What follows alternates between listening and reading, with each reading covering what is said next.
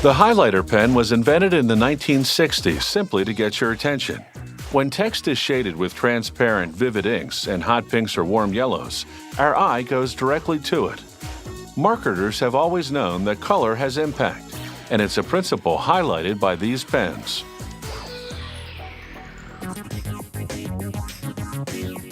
Highlighters come in lots of shades and colors, even neon. This is how a highlighter pen gets its start. A vacuum siphons plastic pellets into this container. The red ones will tint the whole mix as it melts inside a heating tube. A mechanized steel screw pushes the melted plastic into pen molds. The force applied is equal to the weight of 350 elephants. Cooled by water, the newly molded pen barrels spill into a container below. Now some clear-colored pen barrels drop onto a conveyor track. And ink reservoirs that look like pieces of chalk but are made of polyester drop down a shaft, and a robotic arm thrusts them into the plastic barrels. The back end plug goes in the same way. The plugs fall to a robotic arm, and it pushes them into the back of the pen.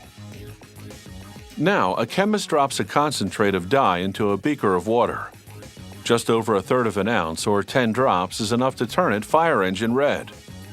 A humectant already in the water will keep the ink from drying out when it's in the pen. Next, he measures the ink's thickness. He lowers a steel probe into it, and the probe turns. A gauge measures the speed.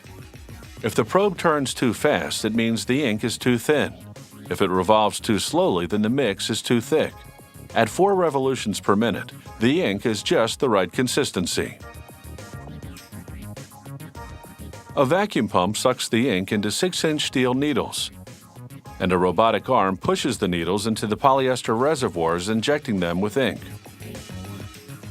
Now we arrive at the next part of assembly. A combination of mechanical vibrations and compressed air drive a conveyor belt carrying the pen nibs. The nibs fall into the clutch of a mechanical claw, which drops them to a circular pusher. It shoves the nibs onto the pens, and they interlock. The impact floods the reservoir inside the pen with ink. Now it's time to top it all off. A conveyor transports caps to a mechanical gripper. The gripper slides them over the nibs. Over on another assembly line, they're making a 3-in-1 marker. A conveyor bowl funnels smaller ink reservoirs into a shaft, and they drop to a robotic arm. The arm stuffs the reservoirs into the small barrels, and then a needle injects them with ink, quickly saturating the reservoirs with vibrant color.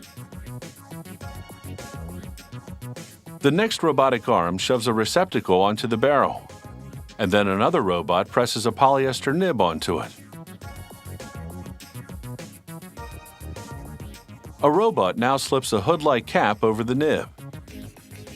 Another mechanical arm suctions up the fuchsia-colored mini markers and transfers them to a triangular case.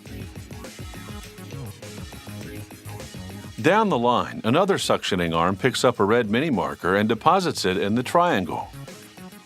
A steel probe presses it in. Finally, a yellow-colored marker completes the triangle. Now a robot uses an electrical charge to pick up metallic confetti.